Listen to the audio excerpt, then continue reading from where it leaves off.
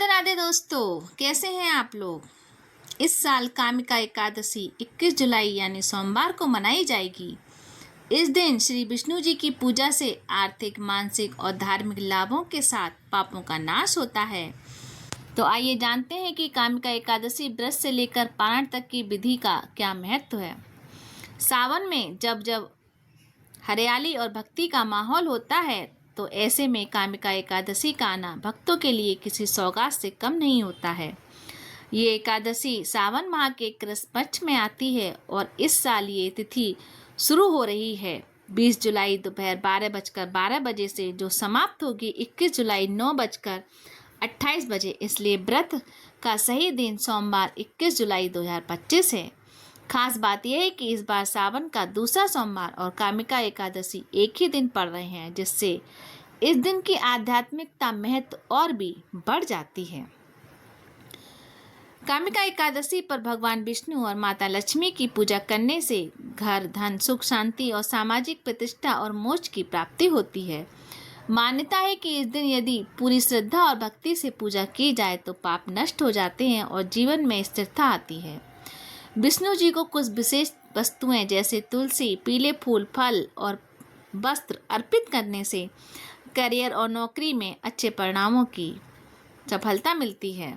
सुबह सुबह स्नान करके अपने मन को, तन को शुद्ध करें। सूर्य नारायण को जल चढ़ाएं और व्रत का संकल्प लें। घर के ईशान कोण में एक चौकी रखें, उस पर पीला कपड़ा बिछाएं। श्री हरि विष्णु की प्रतिमा या तस्वीर स्थापित करें और घी का दीपक जलाएं। भगवान को पीले फूल, फल, वस्त्र और पीले मिष्ठान अर्पित करें। तुलसी का पत्ता जरूर अर्पित करें, ये विष्णु जी को सबसे प्रिय हैं। पूजा के बाद विष्णु जी की आरती करें और सब में प्रसाद बांटें। आइए अब सुनाते हैं आपको कामिका एकादशी व्रत कथा। बहुत समय पहले की बात है, एक गांव में एक क्षत्रिय रहता था। एक दिन रास्ते में उसकी किसी बात पर एक ब्राह्मण से कहासुनी हो गई। बात बढ़ी और क्षत्रिय ने आवेश में आकर ब्राह्मण को धक्का दे दिया। दुर्भाग्यवश ब्राह्मण गिरा और उसकी मृत्यु हो गई। घटना के कुछ समय बाद वह क्षत्रिय भी अपने किए हुए वार पर पछताता हुआ अपने ब्राह्मण के अंतिम संस्कार की जिम्मेदारी ली और गांव के लोगों से क्षमा भी मांगी।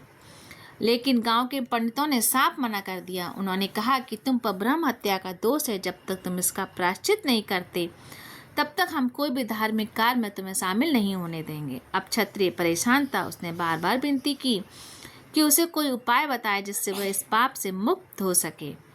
पंडितों ने उसे सलाह दी, अगर तुम सच्चे मन से भगवान के कृष्ण पक्ष की एकादशी यानी कामिका एकादशी का व्रत रखो, भगवान विष्णु की पूजा करो, ब्राह्मण को भोजन कराओ और दान दो, तो तुम अपने अपराध से मुक्त हो सकते हो। क्षत्रिय ने बिना देर किए व्रत की पूरी तैयारी की। उसने पूरे नियमों के साथ उपवास रखा, भगवान विष्णु की पूजा की, तुलसी अर्पित की और रात भर जागरण किया। उसी रात उसे स्वप्न में भगवान विष्णु ने दर्शन दिए। उन्होंने मुस्कुराकर कहा कि तुमने सच्चे मन से प्रायश्चित किया है, मैं तुम्हारे पुण्य कर्मों और भक्ति से मैं प्रसन्न हूँ। अब तुम ब्रह्म हत्या के पाप से मुक्त हो चुके हो।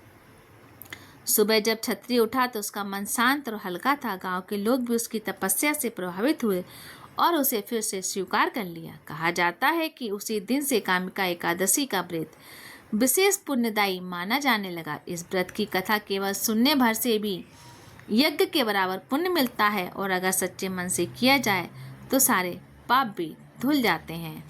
तो दोस्तों, ये थी कामिका एकादशी की जानकारी और उसकी विधि विधान और पूजा। तो आप लोग, कल सोमवार भी है तो सावन का दूसरा सोमवार की आप लोगों को हार्दिक